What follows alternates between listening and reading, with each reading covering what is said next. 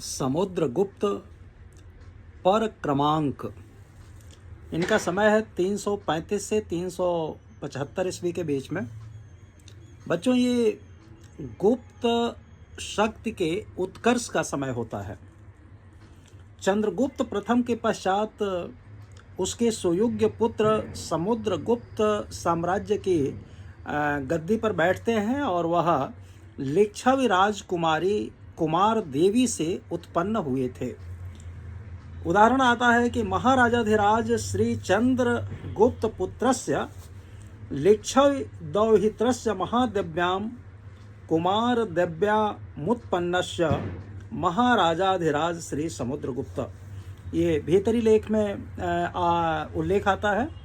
तो समुद्रगुप्त न केवल गुप्त वंश के बल्कि संपूर्ण प्राचीन भारतीय इतिहास के महानतम शासकों में इनका नाम गिना जाता है। अगर इनके विषय में जानकारी की बात करें तो साधन जो है प्रयाग प्रशस्ति है और समुद्रगुप्त के इतिहास का सर्वप्रथम स्रोत उसी का अभिलेख है जिसे इलाहाबाद स्तंभ लेख अथवा प्रयाग प्रशस्ति के नाम से जाना जाता है। इसकी रचना उसी के संधि विग्रहिक सचिव हरिशेन ने किया था। एक कनिंघम नाम के विद्वान हुए हैं, वह कहते हैं कि यह लेख मूलतः कौशाम्बी में खुदवाया गया था और इस मत के समर्थन में वे दो प्रमाण देते हैं। अभिलेख के ऊपरी भाग में मौर्य शासक अशोक का एक लेख अंकित है जिसे उसने कौशाम्बी में खुदवाया था। चीनी यात्री हुएनसांग अपने प्रयाग विवरण में इसका उल्लेख नहीं करता है। मध्यकाल में मुगल शासक अकबर ने इसे कौशाम्बी से मंगवा करके इलाहाबाद के किले में सुरक्षित करा दिया। प्रयाग स्तंभ पर समुद्रगुप्त के लेख के अतिरिक्त अशोक के 6 मुख्य लेखों का एक संस्करण है। रानी का अभिलेख, कौशाम्बी के महापात्रों को संघ भेद रोकने संबंधी आदेश, जहांगीर का एक लेख और परवर्ती काल का एक देवनागरी लेख भी उत्कीर्ण में मिलता है। प्रयाग प्रशस्ति के प्रारंभ में अशोक का आलेख मिलता है। तत्पश्चात समुद्रगुप्त का लेख अंकित है। यह ब्राह्मी लिपि में तथा विशुद्ध संस्कृत भाषा में लिखा हुआ है। प्रशस्ति की प्रारंभिक पंक्तियां पद्यात्मक है तथा बाद की गद्यात्मक है। इस प्रकार यह संस्कृत के चंपू शैली का एक सुंदर उदाहरण भी है और इसे काव्य कहा गया है। काव्यामेशा मेव प्रशस्ति की भाषा प्राज्वल एवं शैली मनोरम है। आज इस मत से सहमत होना कठिन है कि प्रारंभ में फ्लीट ने यह मत दिया था कि इस लेख की रचना समुद्रगुप्त की मृत्यु के पश्चात हुआ और उसके किसी उत्तराधिकारी ने कराया था। इसके 3 कारण हैं कि इस लेख में समुद्रगुप्त की मृत्यु की तिथि नहीं दी गई है। दूसरा, इसमें अश्वमेध यज्ञ का उल्लेख नहीं मिलता, जबकि समुद्रगुप्त के सिक्कों में पता चलता है कि उसने अश्वमेध यज्ञ किया था। अभिलेख के अंत में यह भी उल्लेखित मिलता है कि इस काव्य की रचना उस व्यक्ति ने की जो परम भट्टारक के चरणों का दास था तथा जिसकी बुद्धि स्वामी के समीप कार्यरत रहने के कारण खुल गई थी। उल्लेख आता है कि काव्यमेशा मेव परम भट्टारका पदानाम दासस्य समीप परि सर्पणानुग्रहोन मेलित मते। ये प्रयाग प्रशस्ति में उल्लेख आता है। एरण के अभिलेख की अगर बात करें बच्चों तो ये सागर जिला में है और प्रयाग प्रशस्ति के अतिरिक्त मध्य प्रदेश के सागर जिले में स्थित एरण नामक स्थान से भी समुद्रगुप्त का एक लेख मिलता है जो खंडित अवस्था में है। इसमें समुद्रगुप्त को पृथु, राघव आदि राजाओं से बढ़कर दानी कहा गया है, जो प्रसन्न होने पर कुबेर तथा रुष्ट होने पर यमराज के समान था। अभिलेख में उसकी पत्नी का नाम दत्त देवी मिलता है और उसे अनेक पुत्र पौत्रों से युक्त बताया गया है। इस लेख में यह भी पता चलता है कि एरिकिण प्रदेश अर्थात एरण उसका भोग नगर था। उपर्युक्त लेखों के अतिरिक्त गया तथा नालंदा से 2 ताम्र लेख प्राप्त हुए हैं जिनमें क्रमशः गुप्त संवत 9 तथा 5 की तिथियां अंकित है। इनमें समुद्रगुप्त का नाम तथा उनके कुछ उपलब्धियां उल्लिखित है। समुद्रगुप्त को इसमें परम भागवत कहा गया है। डीसी सरकार आदि विद्वानों ने इन दोनों ही ताम्रपत्रों को जाली घोषित कर दिया। कुछ मुद्राएं प्राप्त होती है, 6 प्रकार की स्वर्ण मुद्राएं हैं। समुद्रगुप्त की विविध प्रकार के मुद्राओं उसके जीवन एवं कार्यों पर सुंदर प्रकाश डालती है। इनकी संख्या 6 है, जैसा कि मैंने बताया। गरुण प्रकार, धनुर्धारी प्रकार, परशु प्रकार, अश्वमेध प्रकार, व्याघ्रहनन प्रकार और बीड़ावादन प्रकार। अब गरुण प्रकार की अगर बात करें तो उसमें समर सत वितत विजयो जितर पुरजितो दिवम जयति उत्कीर्ण मिलता है। धनुर्धारी प्रकार की अगर बात करते हैं तो उसके मुख भाग पर सम्राट धनुष बाण लिए खड़ा है। मुद्रा लेख में अजेय राजा पृथ्वी को जीतकर उत्तम कर्मों द्वारा स्वर्ग को जीतता है। अप्रतिरथो विजित्यम क्षितिम सुचरितैः देव जयति उत्कीर्ण है। पृष्ठभाग पर सिंहवाहिनी देवी के साथ उसकी उपाधि अप्रतिरथ अंकित है। परश प्रकार की बात अगर करें तो क्रेतांत परशु जयत यजित राज जेता जिता उत्कीर्ण है। अश्वमेध प्रकार में समुद्रगुप्त द्वारा अश्वमेध यज्ञ किए जाने का प्रमाण मिलता है, जिसमें लिखा है कि राजाधिराजो पृथ्वी विजित्य दीवम जयत्वा ग्रहीत वाजमेधा। ये आप लोगों को इसलिए बताते हैं कि जो मूल रूप में क्या लिखा हुआ है ये आप लोगों को जानकारी होनी चाहिए, और अगर कभी साक्षात्कार वगैरह में बात होती है तो आप बिल्कुल उसका जो अक्षरशः शब्द है उसका उल्लेख कर सकते हैं, और बाद में हिंदी रूपांतर भी। तो व्याघ्रहनन प्रकार की अगर बात करें तो उसमें धनुष बाण से व्याघ्र का आखेट करते हुए राजा की आकृति दिखाई गई है, और आकृति के साथ साथ राजा समुद्रगुप्त उत्कीर्ण है।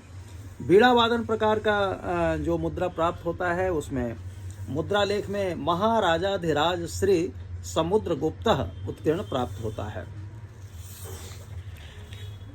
अग्रलिखित पंक्तियों में हम उपयुक्त साधनों के आधार पर समुद्रगुप्त के व्यक्तित्व और उनके कृतित्व का विवरण आगे हम लोग प्रस्तुत करेंगे।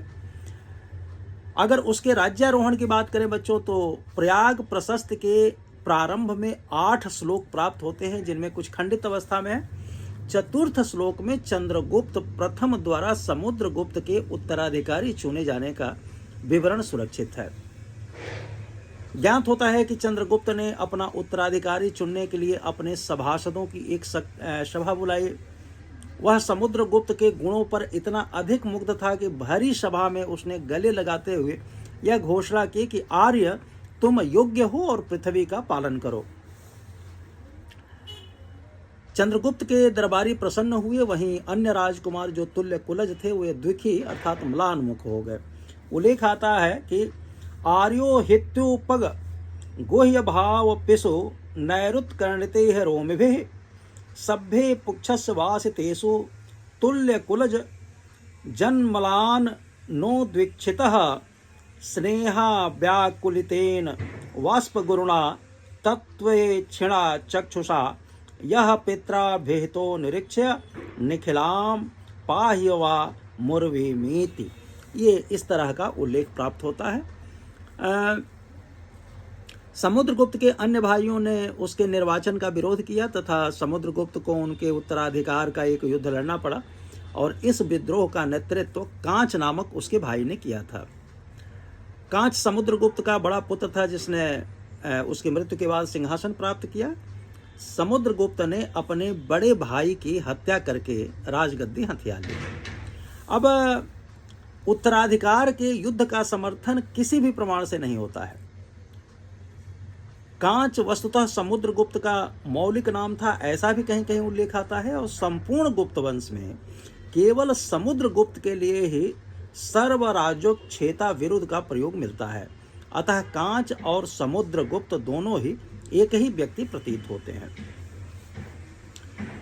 राजधानी में अपनी स्थिति सुदृढ़ करने के बाद समुद्रगुप्त अपना विजय अभियान प्रारंभ करता है, और वह महान विजेता था जिसके दिग्विजय का पूरा उद्देश्य प्रयाग प्रशस्ति के शब्दों में संपूर्ण पृथ्वी को जीतना था।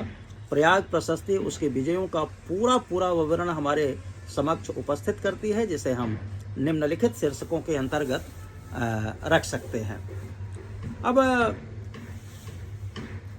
राज्यारोहण के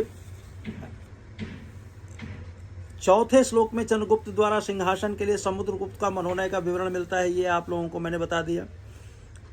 मोटा मोटी ये भी बता दिया है कि प्रयाग प्रशस्ति, हरिसेन, आर्यश्री, मंजूश्री, मूलकल्प, बौद्ध ग्रंथ सीयू की, बौद्ध धर्मावलंबी हुएनसांग की यात्रा विवरण, पूर्वी उत्तर प्रदेश से प्राप्त कांच नामधारी शासक के स्वर्ण सिक्कों के आधार पर कुछ विद्वानों का विचार व्यक्त किया है।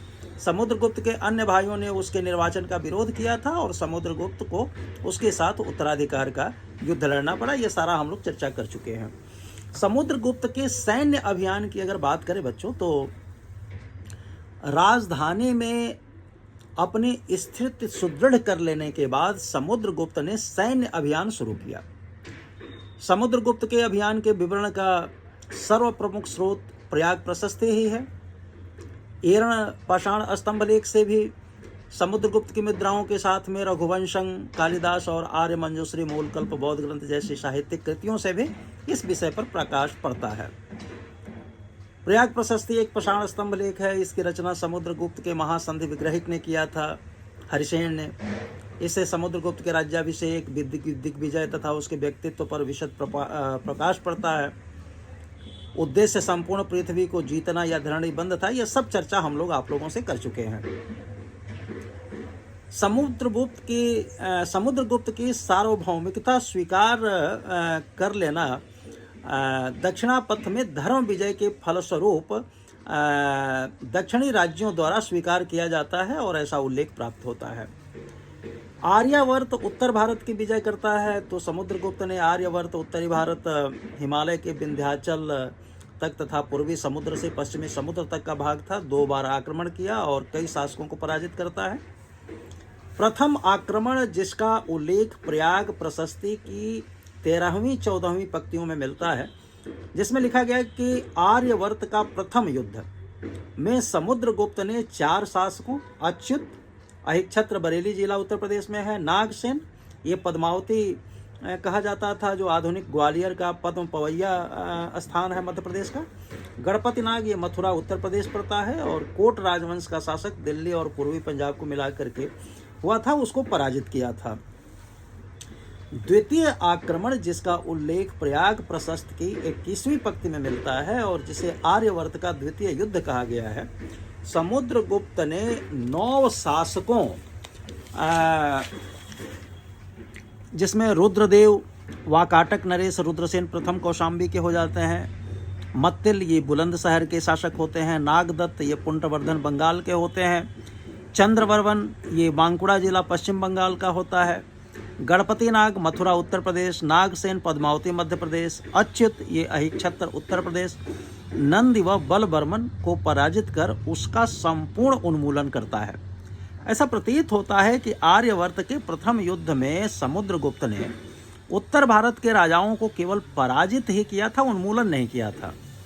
राजधानी में समुद्रगुप्त की अनुपस्थिति का बेवजह फायदा उठाते हुए उत्तर के शासकों ने स्वतंत्र होने का प्रयास किया।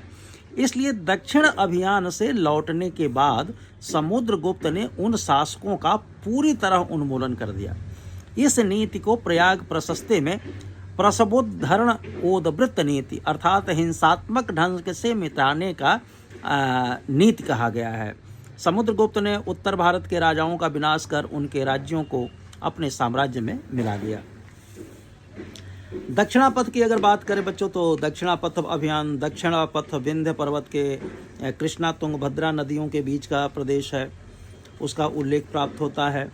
19वीं 20वीं पंक्तियों में समुद्रगुप्त ने इस अभियान में दक्षिण भारत में स्थित 12 राज्यों के शासकों को पराजित किया था और उनके नाम क्रमशः ये हैं कि महेंद्र जो हैं कौशल के राजा थे, व्याघ्रराज महाकांतार के, मंतराज कौराल के, महेंद्रगिरी पिष्टपुर के, स्वामी दत्त कोट्टूर के, दमन जो हैं वो एरंडपल के, विष्णुगोप कांची के, नीलराज अवमुक्त के, हस्तिवर्मा वेंगी के, उग्रसेन पालक के, कुबेर देवराष्ट्र के व धनंजय कुस्थलपुर के। समुद्रगुप्त ने उत्तर भारत में अपनी नई प्रसबोद्धरण नीति के प्रतिकूल दक्षिण भारत में ग्रहण मोक्षानुग्रह नीति अर्थात ग्रहण मोक्ष और अनुग्रह की नीति अपनाई ग्रहण नीति का अर्थ है शत्रु पर अधिकार करने की नीति। मोक्ष की नीति है शत्रु को मुक्त करने की नीति। और अनुग्रह नीति का अर्थ है कि उसका राज्य लौटाकर उस पर दया करने की नीति। अगली बात, अगर हम लोग आटविक विजय की बात करें बच्चों, तो समुद्रगुप्त ने आटविक जाति या जंगली जाति के शासक जो मथुरा से नर्मदा तक के प्रदेशों में शासन करते थे उनको पराजित किया। इसका उल्लेख भी प्रयाग प्रशस्ति के 21वीं पंक्ति में प्राप्त होता है। समुद्रगुप्त ने आटविक राज्य के साथ परिचारकीकृत नीति अपनाई। अर्थात परिचारकीकृत नीति का अर्थ है कि परिचारक या भृत्य बनाने की नीति। आटविकों का राज्य मथुरा से नर्मदा तक के वन प्रदेशों में फैला हुआ था। उत्तर तथा दक्षिण भारत के बीच के आवागमन को सुरक्षित रखने के लिए उन्हें नियंत्रण में रखना आवश्यक था।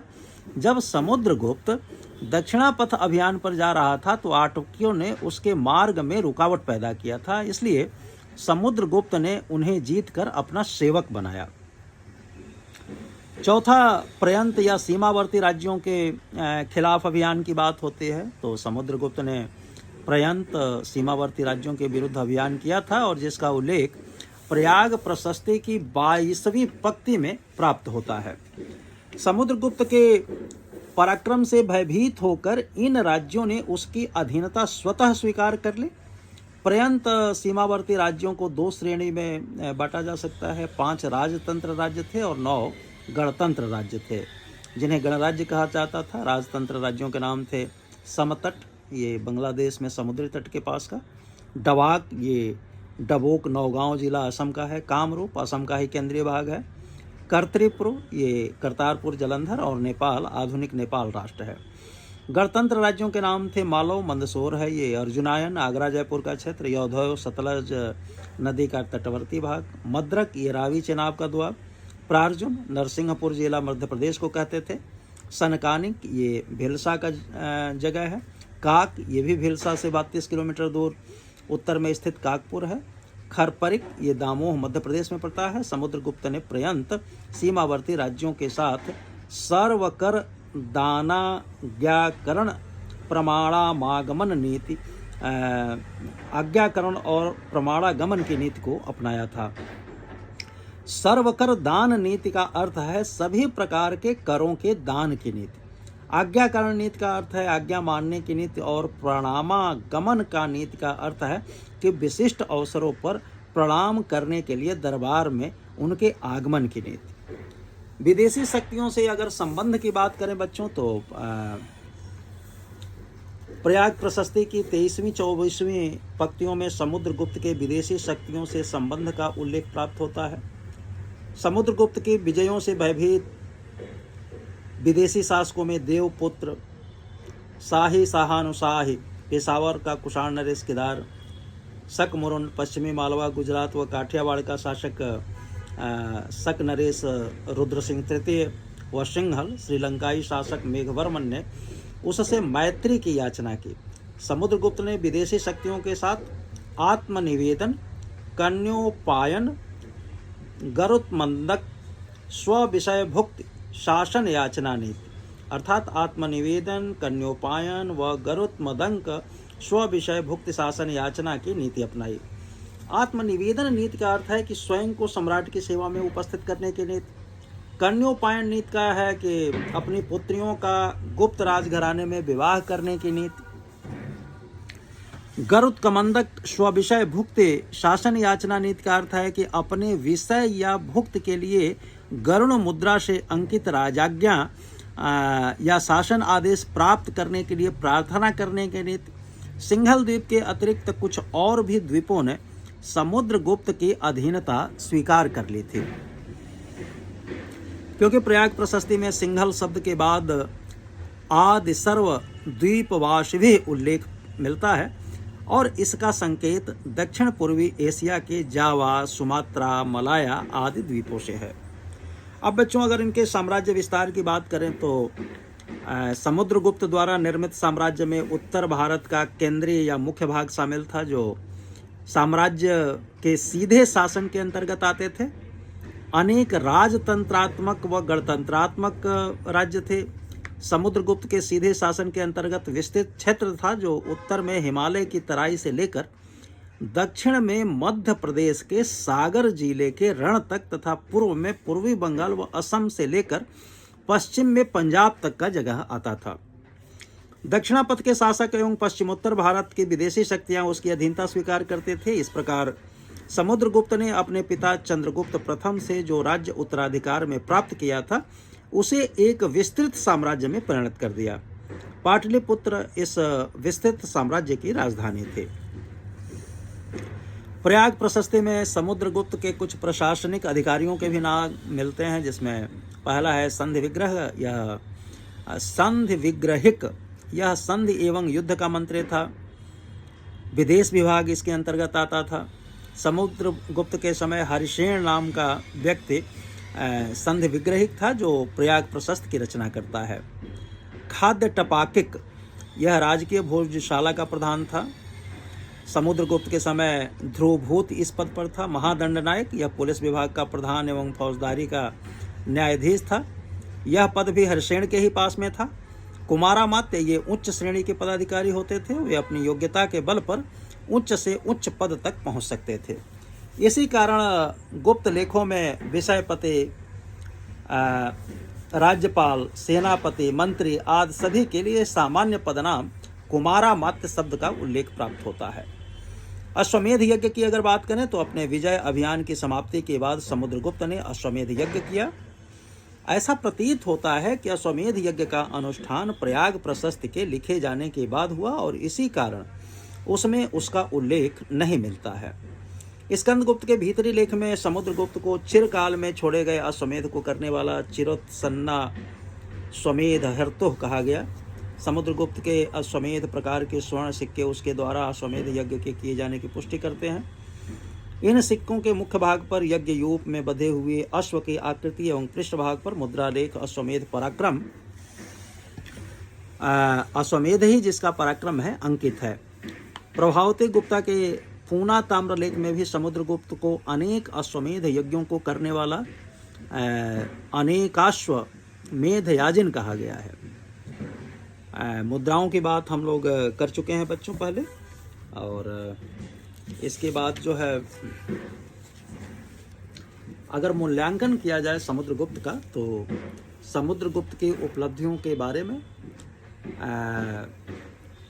उसके उपलब्ध विवरण के आधार पर कहा जा सकता है कि वह सफल सेना नायक था, साम्राज्य निर्माता था, दूरदर्शी राजनीतिज्ञ था, भारत में राजनीतिक एकता स्थापित करने वाला कुशल प्रशासक, कवि, संगीतकार, विद्वानों का संरक्षक और धर्म सहिष्णु था। प्रयाग प्रशस्ति में समुद्रगुप्त के बारे में कहा गया है कि वह विभिन्न प्रकार के सैकड़ों युद्धों में भाग लेने में कुशल था। अपनी भुजाओं का पराक्रम ही उसका सबसे उत्तम साथी था। परस, फरसा, बाण, भाला, शंकु, नाराज आदि अनेक अस्त्र शस्त्रों के सैकड़ों घावों से उसका सारा शरीर सुशोभित था। प्रयाग प्रशस्ति में समुद्रगुप्त को महामानव, अमनु सदृश्य कहा गया है। इसी प्रशस्ति में उसे कुबेर, वरुण, इंद्र तथा यम के समान धनद वरुणेन्द्रांतक अर्थात धनद वरुण इंद्र अंतक बतलाया गया है। चार दिक्पाल देवताओं से समतुल्य कारण यहाँ चारों ओर दिशाओं में उसकी विजय का संकेत मिलता है। वहीं दूसरी तरफ उसे कुबेर की भांति अपार धन संपत्ति वाला, वरुण की भांति न्यायशील व समुद्र पर्यंत प्रभावशाला, इंद्र की भांति शक्ति, दैवलोक तक व्याप्त प्रसिद्धि वाला एवं मृत्यु के देवता यम अंतक की भांति भयंकर और विभिन्न राजाओं का विनाश करने वाला माना गया है। समुद्रगुप्त का एरण पाषाण स्तंभ लेख में उसको सर्वराजोक्षेता कहा गया है, अर्थात सभी राजाओं का उन्मूलन करने वाला। पृथु, रघु आदि राजाओं से बढ़कर दानी कहा गया है, जो प्रसन्न होने पर कुबेर होते थे और रुष्ट होने पर यमराज के समान थे। उसकी पत्नी का नाम दत्ता देवी प्राप्त होता है, ये पहले हम लोग चर्चा कर चुके हैं। दक्षिणापथ के राज्य के साथ अपनी नीति तत्कालीन परिस्थितियों में सर्वथा उपयुक्त लगता है। उसने भारत को एक सुदृढ़ राजनीतिक सूत्र में बांधकर एक छत्र राज्य की स्थापना की। उसमें एक कुशल प्रशासक के सभी गुण विद्यमान थे। स्वयं उच्च कोटि का विद्वान था तथा विद्या का उदार संरक्षक था। कविराज की उपाधि प्राप्त की थी। कृष्ण चरितम नामक एक ग्रंथ का उसे लेखक बताया जाता है, लेकिन यह उपलब्ध नहीं है। उसके अतिरिक्त उसकी किसी भी रचना के विषय में कुछ ज्ञात नहीं है। वह संगीत कला में निपुण था। प्रयाग प्रशस्ति में कहा गया है कि गांधर्व विद्या में प्रवीणता के कारण उसने देवताओं के स्वामी इंद्र के आचार्य कश्यप, तुम्बर, नारद आदि को भी लज्जित कर दिया था। इसकी पुष्टि वीणा बजाती हुई समुद्रगुप्त की आकृति वाली स्वर्ण मुद्रा वीणा वादन प्रकार से प्राप्त होती है। वह एक धर्मनिष्ठ शासक था। वैदिक धर्म के अनुसार शासन करता था। धर्म प्रचीर बंधः कहा गया है। वह गरुण वाहन विष्णु का भक्त था। ब्राह्मणों को गाय, स्वर्ण आदि दान करता था, मगर वह असहिष्णु नहीं था। उसने प्रसिद्ध बौद्ध विद्वान विश्वबंधु को मंत्री बनाकर अपने दरबार में जगह दिया। चीनी स्रोत के अनुसार श्रीलंका के राजा मेघवर्मन जो 352 से 379 ईस्वी में गया, श्रीलंका के तीर्थयात्रियों के लिए एक विहार बनाने की अनुमति प्राप्त की। और समुद्रगुप्त सनमेऊ तोलोक्यू तो के पास एक दूत भेजा। अनुमति मिलने पर उसने ऐसा किया था। समग्रतः समुद्रगुप्त बहुमुखी प्रतिभा का धनी था। चाहे जिस दृष्टि से देखा जाए वह महान था और उसके भारतीय इतिहास में एक नए दौर का सूत्रपात होता है, जो किसी भी एक चरम साम्राज्य के लिए अति आवश्यक होता है। तो बच्चों, इस तरह से हम लोगों ने समुद्रगुप्त के बारे में बात किया। अब हम जब लोग आगे बात शुरू करेंगे तो फिर एक छोटा सा व्यक्तित्व आता है जिसमें कि रामगुप्त का चर्चा होता है। रामगुप्त का कोई विशेष गुप्त साम्राज्य में योगदान था नहीं, तो थोड़े से एक अंक में हम लोग रामगुप्त की चर्चा करने के बाद फिर चंद्रगुप्त द्वितीय के बारे में चर्चा करेंगे। बहुत बहुत शुभकामनाएं।